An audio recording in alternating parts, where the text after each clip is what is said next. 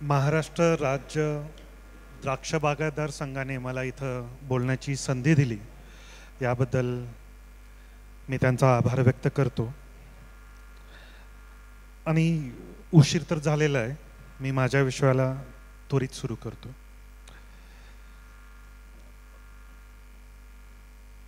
यादव सरांनी चांगला विषय सुरू केला होता द्राक्षाच्या मार्केटिंगच्या संदर्भात. याच्या संदर्भातला काही डेटा माझ्याकडे आहे. मागच्या 3 वर्ष झालं आम्ही याच्यावरती फोकस करतोय, पण यावर्षी आणखी जास्त फोकस करण्याच्या आत्ताच अनुदादाच्या सोबत चर्चा झाली.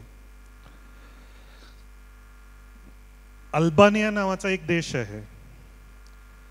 त्या देशामध्ये प्रति व्यक्ती 56 किलो द्राक्ष खाल्लं जातं. गल्फमधला एकही देश, आखाती देशातला एकही देश 15 किलोच्या खालती नाही आहे. नेदरलँडचं कन्झम्पशन आहे पर कॅपिटा 19 किलो. अमेरिकेचा आहे 9.8 किलो.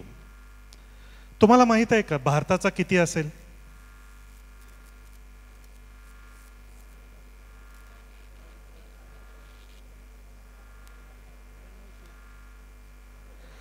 एक 1.91 किलो आहे फक्त.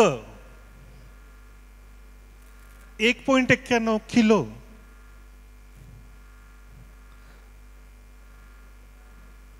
जर समजा आपण आपली क्वालिटी थोडीफार सुधारली आणि हा 2.5 किलो पर्यंत जरी गेला, 2.5 किलो पर्यंत जरी गेला ना, तरी एवढी मात्र मी गॅरंटी देऊ शकतो 70-80 रुपयाच्या खालती कुणाचंही द्राक्ष विकणार नाही. सगळ्यात लोएस्ट रेट तो असेल. खरोखर कुठंतरी वजनाच्या पाठी न लागता क्वालिटीच्या पाठी का लागलं पाहिजे, हा डेटा इथं सांगतो. 56 किलो खाणारी द्राक्ष आणि आपला 1.91 इतकं कमी आहे आपलं पर कॅपिटा कन्झम्पशन. निश्चित आपण जिथपर्यंत द्राक्ष पोचत नाही तिथपर्यंत जाण्यासाठी आणि मूळतः क्वालिटीचे द्राक्ष पिकवण्याच्यासाठी इथून पुढे एक चांगला आपण एक प्रोग्राम आपण करू. माझ्या दृष्टिकोनातून किती पाहिजे ते सगळ्या दृष्टिकोनातून मी देण्याचा प्रयत्न करेन. आणि आता अजून एक विषय होता ॲग्रिदिशाच्या संदर्भातला. NRCच्या सोबत आम्ही एक मागच्या 4 वर्षाच्या पूर्वी एक थोडासा टाईप करून द्राक्ष क्षेत्राच्या संदर्भात, द्राक्षाच्या गुणवत्तेच्या संदर्भात आणि त्याच्या छाटणीच्या प्रोग्रामच्या संदर्भात आम्ही काम सुरू केलं होतं. पण काही कारणास्तव तो फक्त आम्ही तेवढाच सुरू केला. जवळपास 80,000 प्लस प्लॉट्स आमच्याकडे रजिस्टर्ड आहेत. त्यांचा डेटा लॅटिट्यूड लॉन्जिट्यूड आहेत.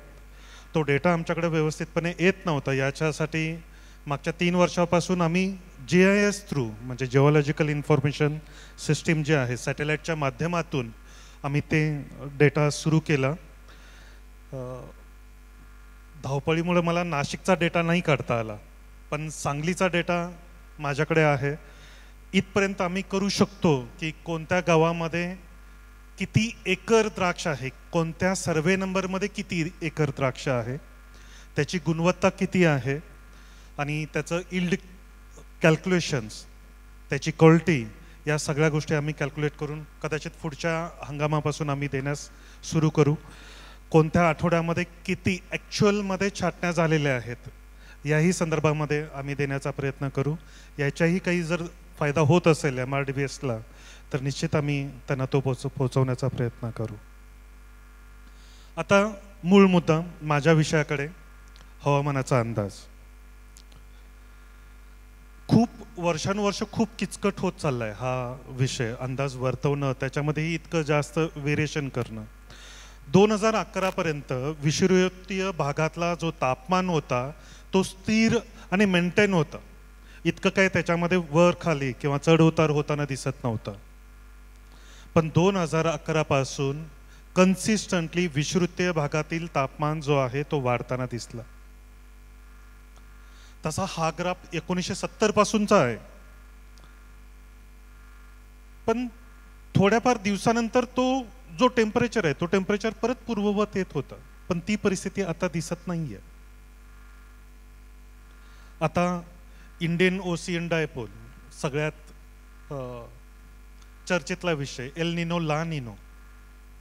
इंडियन ओशियन डायपोल देखील ही एक तुलना आहे. म्हणजे अरबी समुद्रातल्या पृष्ठभागाचं तापमान आणि बंगालच्या उपसागरातलं तापमान, तोही अंदमान निकोबारच्या जस्ट खालच्या साईडला, की दोन्ही टेम्परेचर मधला फरक किती आहे. पण हे फक्त दोन्ही तापमानातला फरक हे हवामान अंदाज इथून पुढच्या वर्तवण्याच्यासाठी पुरेसे नाही आहेत. कारण मुळातच अरबी समुद्रातलं तापमान काही थंड नाही आहे निगेटिव्हमध्ये. त्याचंही तापमान सध्या 0.8 अंश सेल्सिअसने आहे आणि बंगालच्या उपसागरातलं तापमान 1.37 अंश सेल्सिअसनं अधिक आहे. आणि या अधिक असणाऱ्या तापमानाचाच परिणाम आपण आता भोगतोय. जूनच्या सुरुवातीपर्यंत एल निनो किंवा ला निनोचे काही इम्पॅक्ट राहतील असे वाटत नव्हते.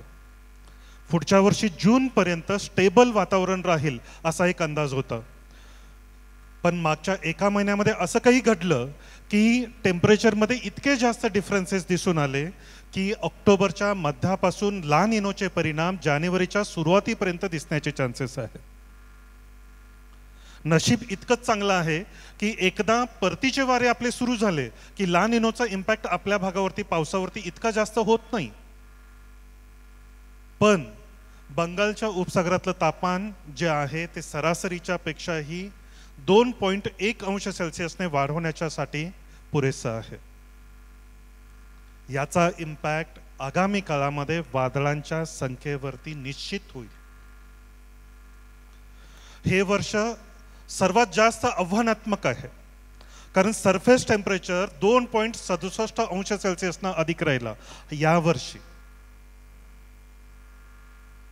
जानेवारी, फेब्रुवारी, मार्च आणि एप्रिलच्या मध्यापर्यंत टेम्परेचर हे उच्चांकी स्तरावर होतं. आमच्याकडचा जो डेटा आहे त्या डेटानुसार 95% प्लॉट या पिरियडमध्ये स्ट्रेसमध्ये होते, 100% स्ट्रेसमध्ये होते.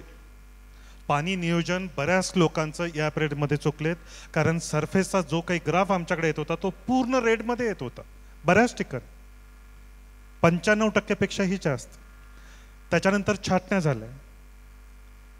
टेम्परेचर अधिक असतानाच काही ठिकाणी 25 दिवसांच्या पेक्षाही जास्त कालावधी लागला फक्त डोळे फुटण्याच्यासाठी. पहिला पाऊस वळवाचा, वाईड स्प्रेड असणारा आणि मोठ्या प्रमाणात असणारा पाऊस 22 एप्रिल रोजी सुरू झाला. नाशिक भागामध्ये 6 मे रोजी सुरू झाला. सांगली भागामध्ये 11 मे रोजी सुरू झाला. पावसाळ्यामध्ये जसा पाऊस सुरू होतो तशा प्रकारचा पाऊस सुरू झाला. ही निसर्गाचा नियम आहे की वाढलेलं तापमान पुन्हा कमी करण्याच्यासाठीचं. पण पाऊस ऑन अँड ॲव्हरेज 160 ते 180 mm पर्यंत पाऊस झाला. जसा जून महिन्यामध्ये पाऊस होतो तसाच पाऊस मे महिन्यामध्ये झाला. सूक्ष्म ढगांची निर्मिती, त्यांची मजबूती ही खूप मोठ्या प्रमाणात इम्पॅक्टेड आहे. दादाने देखील मगाशी सांगितलं की छाटणी करूच नका. मीही प्रयत्न तेच करत होतो कारण विभागून छाटण्या व्हाव्या यासाठी प्रयत्न केले गेले, डोळे तपासले, घड चांगले आहेत असे दिसले. दोन प्लॉट छाटणी करायला सांगितले पण दोन्ही प्लॉटमध्ये ॲव्हरेज 20 पेक्षाही कमी बंच सापडले आणि त्यांचीही ताकद काही इतके जास्त चांगले आहेत असं वाटत नाही. पावसाची जी क्रिया आहे ती क्रिया मे मध्ये सरासरीपेक्षा जास्त, जून आणखी जास्त झाला, जुलै आणि ऑगस्ट थोडाफार कमी झाला, सप्टेंबर या महिन्याच्या सुरुवातीला देखील मी सांगितलं गेलं होतं माझ्याकडून, एक ऑडिओ क्लिप मीही दिली होती की सप्टेंबर महिन्यात देखील सरासरी पाऊस हा जास्तच राहील. ऑक्टोबर महिनाही तसाच आहे, सरासरीपेक्षाही जास्त पावसाचे चान्सेस आहेत. समुद्राचा पृष्ठभाग हा अधिक असल्या कारणानं, तापमान अधिक असल्या कारणानं हवा ही प्रसरण पावते, हवेचा दाब हा कमी होतो आणि उत्तरेकडून थंड वाऱ्याचा प्रवाह हा जास्त राहील. म्हणजे पावसाळा संपायला परत तीव्र थंडीची परिस्थिती सुरू होणार आहे. जर उशिरा छाटणी करणार जर असाल तर पुढं परत थंडी जास्त आहे. निश्चित यावर्षी उशिरा छाटणी करणाऱ्यांना शेंड्याचा विकास मिळणं, दोन्ही तापमानातला फरक हा जास्त आहे. यामुळं दोन्ही याचे जे विपरीत परिणाम आहेत ते दोन्हीकडून आपल्याला भोगावे लागणार आहे. सर्वसाधारणतः सप्टेंबरचा महिना हा सरासरीपेक्षा जास्त, ऑक्टोबरचा महिना सरासरीपेक्षा जास्त, नोव्हेंबरमध्ये नशिबानं नाशिकला काही अडचण आहे असं वाटत नाही, पण निश्चित सांगली, सोलापूर, धाराशिव, लातूर या भागामध्ये मात्र निश्चित अडचणी आहेत. वादळांची संख्या निश्चित जास्त आहे. यावर्षी पश्चिमी विक्षोभांची मात्रा यावर्षी अधिक राहील. टेम्परेचर जास्त असल्या कारणानं जो प्रेशर डिफरन्स जो आहे तो खालती येऊ देणार नाही, तो वरच्या लेवललाच टिकून राहील असे एक अंदाज आहेत. आता पावसाचा जर विचार जर केला तर नाशिक हा जर सेक्शन जर घेतला, काल बऱ्याच प्रमाणात पाऊस झाला, बऱ्याच ठिकाणी पाऊस झाला आणि 28-27 तारखेच्या दरम्यानमध्ये पुन्हा एक वादळ आपल्या भागामध्ये उत्तर भागातून एंट्री करतोय आणि त्याचा जो इम्पॅक्ट आहे तो इम्पॅक्ट आपल्याकडे देखील राहण्याची शक्यता आहे. 27 तारखेपासून 3 तारखेपर्यंत पुन्हा पावसाचे चान्सेस आहेत. 27 सप्टेंबर ते 3 ऑक्टोबर यापैकी 28, 29, 30 आणि 2 तारखेला पावसाचा जोर हा अधिक राहण्याचे चान्सेस आहेत. या पिरियडमध्ये निफाडचा उत्तर भाग, लासलगाव, त्यानंतर सटाणा, मालेगाव या भागामध्ये पावसाचा जोर अधिक राहील. वणी, सप्तशृंगी गडाचा परिसर, दिंडोरी याही भागामध्ये पावसाचा जोर कंपॅरेटिव्हली कमी राहील, पण तरी देखील या पिरियडमध्ये 70 ते 75 mm पर्यंत चान्सेस आहेत. मालेगाव रिजन, सटाणा रिजन, निफाडचा उत्तर भागामध्ये 110 ते 120 mm पर्यंत चान्सेस आहेत. सिन्नर भागामध्ये देखील जवळपास 70 ते 80 mm पर्यंत पावसाचे चान्सेस या पिरियडमध्ये राहतील असं वाटतं. वळीव नाहीये, लागून राहणारच पाऊस आहे 2 दिवस. जोपर्यंत वादळ पास होत नाही तोपर्यंत, वादळ निघून गेल्यानंतर दुपारपर्यंत तीव्र तापमान आणि दुपारनंतर वळीव पावसासाठी सारखा पाऊस हा होऊ शकतो. 8 तारखेला मॅक्झिमम टेम्परेचर हा 34° पर्यंत पोहोचतो निफाडच्या उत्तर भागामध्ये. रात्रीचं तापमान हे 22 ते 24° पर्यंत पोहोचतोय. 8 आणि 9 तारखेला निफाड, चांदवड आणि कळवणचा पट्टा या पट्ट्यामध्ये पुन्हा पावसाचे चान्सेस आहेत. परतीचे मोसमी वारे आपला प्रवास सुरू केलेत. सध्या परतीचे मोसमी वारे आपला प्रवास सुरू केलेत, पण ते काही खूप पुढे येतील लवकर असं सध्या तरी वाटत नाही. आपल्या भागामध्ये 13 तारखेच्या दरम्यानमध्ये परतीचे मोसमी वारे हे सक्रिय राहतील असं वाटतोय. 13 ते 18 तारखेच्या दरम्यान पावसासाठी अनुकूल परिस्थिती राहील. पण या पिरियडमध्ये बंगालच्या उपसागरात पुन्हा एक कमी दाबाचं क्षेत्र मोठं तयार होण्याचे चान्सेस आहे. जर समजा त्याची तीव्रता जर मोठी जर झाली तर हा परतीचा पाऊस आपल्या भागामध्ये होणार नाही. कदाचित एखादा दिवस या पिरियडमध्ये होईल 14 किंवा 15 तारखेला. पण जर समजा तर तो वादळ तयार झाला नाही तर कमीत कमी 4 दिवस या पिरियडमध्ये पावसाचे चान्सेस इथं राहू शकतो. त्यानंतर 27 आणि 28 तारखेच्या दरम्यानमध्ये देखील एक वादळ स्ट्रॉंगली येतोय. नाशिकचा भाग थोडासा ढगाळ होईल, पण पावसासाठी पोषक परिस्थिती राहील असं वाटत नाही. नोव्हेंबरचा दुसरा आठवडा आणि जानेवारीचा पहिला आठवडा हे देखील वातावरण खराब होण्याचे चान्सेस आहेत. पण नाशिक भाग हा थोडासा सेफर साईडला राहील, थोडासा क्लाउडी राहू शकतं. आता थंडीचा जर विचार जर केला तर नोव्हेंबरच्या दुसऱ्या आठवड्यापासून उत्तरेकडून थंड वाऱ्याचा प्रवाह हा वाढण्याचे चान्सेस आहेत. सलग 4 आठवडे तीव्र थंडीचे राहू शकतात. कदाचित निफाडचा जो भाग आहे, निफाडचा उत्तर भाग जो आहे, चांदवड, त्याच्यानंतर सटाणाचा पूर्वेकडचा भाग हा 10° पेक्षाही कमी तापमानाचे सलग 3 आठवडे राहू शकतात. लोएस्ट टेम्परेचर 3 ते 4° पर्यंत राहण्याचे चान्सेस आहेत. याच्यामध्ये एक गोष्ट महत्त्वाची आहे, ह्युमिडिटीमधला डिफरन्स. सकाळची ह्युमिडिटी ही 90% पेक्षा जास्त आहे आणि दुपारची ह्युमिडिटी ही 22 ते 24% कमी झालेली दिसते. हे यावर्षी सगळ्यात विपरीत दिसतंय, असं कधी दिसलं नव्हतं, पण ही आकडेवारी थोडीशी विक्षिप्तपणे दिसते. त्यानंतर जानेवारीपासून परत जानेवारीचा दुसरा आणि तिसरा आठवडा दोन्हीही टेम्परेचर वाढत आहेत, पण जानेवारीच्या अखेरीला पुन्हा थंडीचे चान्सेस दिसत आहेत. थंडी यावर्षी जानेवारीमध्येच संपेल.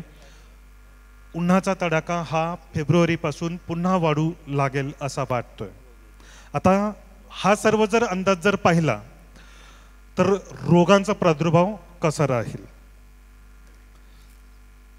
ऑक्टोबरच्या तिसऱ्या आठवड्यापर्यंत डावणीच्यासाठी पोषक वातावरण राहील, पण तीव्र स्वरूपाचे डावणीचे प्रादुर्भाव यावर्षी दिसतील असे वाटत नाही. डावणी निश्चित दिसेल, आताही दिसू लागलेलं आहे. जिथं कोवळे आहेत, जिथं स्प्रे होऊ शकलेले नाही आहेत, अशा ठिकाणी डावणी हा ऑक्टोबरच्या तिसऱ्या आठवड्यापर्यंत राहील. जसजसा थंडीचा थोडासा प्रेशर वाढेल तससा डावणी हा कमी होत जाईल. नोव्हेंबरच्या दुसऱ्या आठवड्यापर्यंत करप्याचा प्रादुर्भाव दिसू शकतो. जिथं हलकी जमीन आहे तिथं करप्याचे प्रादुर्भाव हा बुरशीजन्य करप्याचे प्रादुर्भाव हे यावर्षी जास्त राहतील. जीवाणूजन्य करप्याचा देखील प्रादुर्भाव, कारण आधीपासूनच इन्फेक्टेड प्लॉट असल्या कारणानं आणि आपण निर्जंतुकीकरणाचे स्प्रे किंवा निर्जंतुकीकरण करत नसल्या कारणानं जीवाणूजन्य करप्याचे प्रादुर्भाव यावर्षी हे जास्त असू शकतात. त्यानंतर उडद्या किडीचा प्रादुर्भाव निश्चित आत्ताही जास्त आहे, आगामी काळात पण जास्त असेल. फुलकिडीचा प्रादुर्भाव तात्पुरता आहे. ऑक्टोबरच्या मध्यावरती थोडासा पिरियड असेल जिथं तो जास्त दिसू शकतो वातावरणाच्या नुसार. त्याच्यानंतर फुलकिडीचा प्रादुर्भाव इतका जास्त त्रास देईल असं वाटत नाही. यावर्षी जर तुम्ही लक्ष देऊन जर पाहिलं असेल किंवा अनुभवलं जर असेल तर दरवर्षी मोसमी पावसाच्या सुरुवातीला मिलीबगचा प्रादुर्भाव आढळून येतो. बऱ्याच प्रमाणात वाढताना आणि पसरताना दिसून येतो. यावर्षी तो कुठेही दिसलेला नाहीये. सायकल त्याची ब्रेक झाली अशी मला वाटत नाहीये. ऑक्टोबरच्या एंडच्या नंतर हळूहळू त्याचं पॉप्युलेशन पुन्हा जोराने वाढताना दिसू शकतं. डिसेंबर, जानेवारी, फेब्रुवारी हे 4ही महिने मिलीबगचा प्रादुर्भाव निश्चित आपल्याला त्रास देऊ शकतो. मागच्या वर्षीचा जर विचार जर केला तर मागच्या वर्षी अचानक जोरदार पाऊस सुरू झाला, मोसमी पाऊस. यावर्षी मे महिन्यातच पाऊस सुरू झाला. मागच्या वर्षी 90% लोकांनी खोडकीड ओलांडे धुतलेले नाही आहेत खोडकिडीच्यासाठी. यावर्षी 1% देखील लोकांना तो चान्स मिळालेला असावा असा वाटत नाहीये. यावर्षी आत्तापासूनच खोडकीड दिसायला सुरू झाले, जे आणखी 2 महिन्यापासून दिसायला हवे होते. खोडकिडीचा प्रादुर्भाव मागच्या 2 वर्षात हा कन्सिस्टंटली वाढतोय. तो याही वर्षी खोडकिडीचा प्रादुर्भाव निश्चित वेगाने पसरणारा असेल असा वाटतोय 100%. कारण बरेचसे प्लॉटमध्ये आता जर पानांची अवस्था आणि होल्स आणि बाहेर पडणारा जर भुसा जर पाहिला तर खोडकिडीचा प्रादुर्भाव हा जास्तच दिसून येत आहे. त्यानंतर लाल कोळी. लाल कोळीचा प्रादुर्भाव जितकं वातावरण शुष्क, जितकं आधीपासून कीटकनाशकांचे फवारणे जास्त, जितकं मित्रकिडींचा प्रादुर्भाव कमी, तितका लाल कोळीचा प्रादुर्भाव जास्त. यावर्षी उडद्या किडीला प्रादुर्भावाच्यासाठी स्प्रे वाढतील, अळींच्यासाठी स्प्रे वाढेल आणि जेवढे स्ट्रॉंग हे स्प्रे असतील तितक्याच प्रमाणामध्ये लाल कोळीचा प्रादुर्भाव यावर्षी वाढेल असा वाटतोय. हा हवामानाचा अंदाज आणि रोग आणि किडींचा पूर्वानुमान. येणारं वर्ष तुमच्यासाठी नियोजनासाठी या गोष्टींचा फायदा होईल असा मी अपेक्षा करतो आणि येणारं सीझन तुम्हाला भरपूर पैसे देऊन जाऊ अशी अपेक्षा करतो आणि थांबतो. धन्यवाद. नेगी सरांनी अत्यंत महत्त्वाची आणि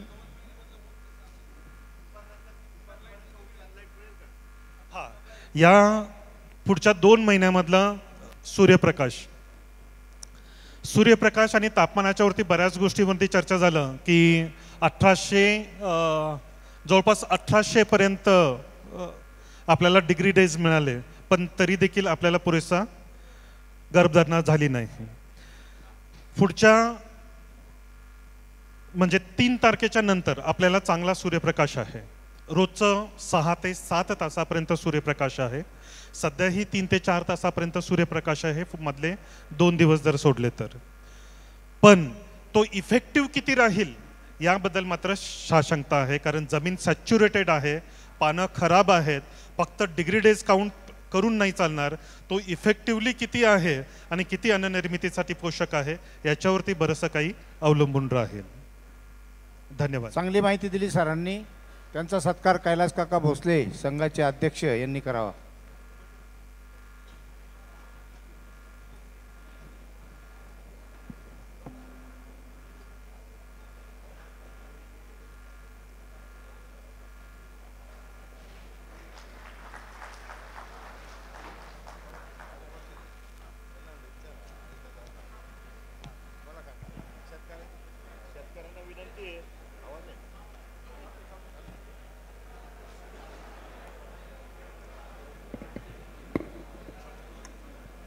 सगळ्या शेतकऱ्यांना विनंती, आपसात बोलू नका.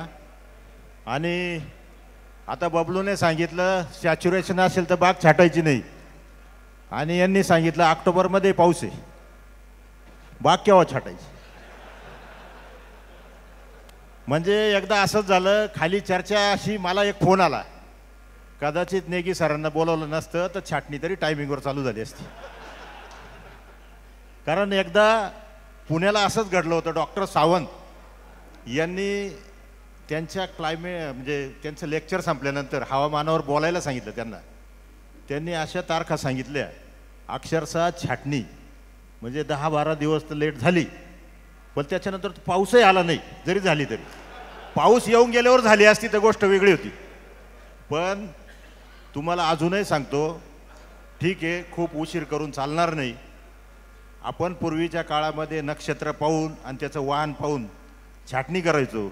ज्याला म्हैस असेल वाहन, ती म्हणे काय म्हैस तर काय ती पाण्यात बैस असं काहीतरी म्हणायचे. म्हणजे घोडा असेल तर फक्त गरजत राहील पण पडणार नाही, पळत राहील. थोडंसं छाटणी ही टायमिंगवर चालूच करावं लागेल. तुम्ही थांबून किती दिवस थांबणार. त्यांनी सांगितलं ना, इफेक्ट हा बाकीच्या विभागावर असेल, आपल्याकडे कमी असेल, बरोबर ना. पण जनरली आपल्याला वळवाचे जे पाऊस आहे दुपारपर्यंत जरी ऊन मिळालं 3-4 वाजेपर्यंत, तर तिथून पुढे पाऊस पडला. आता वापसा कशी ठेवायची ते आपल्या हातात आहे.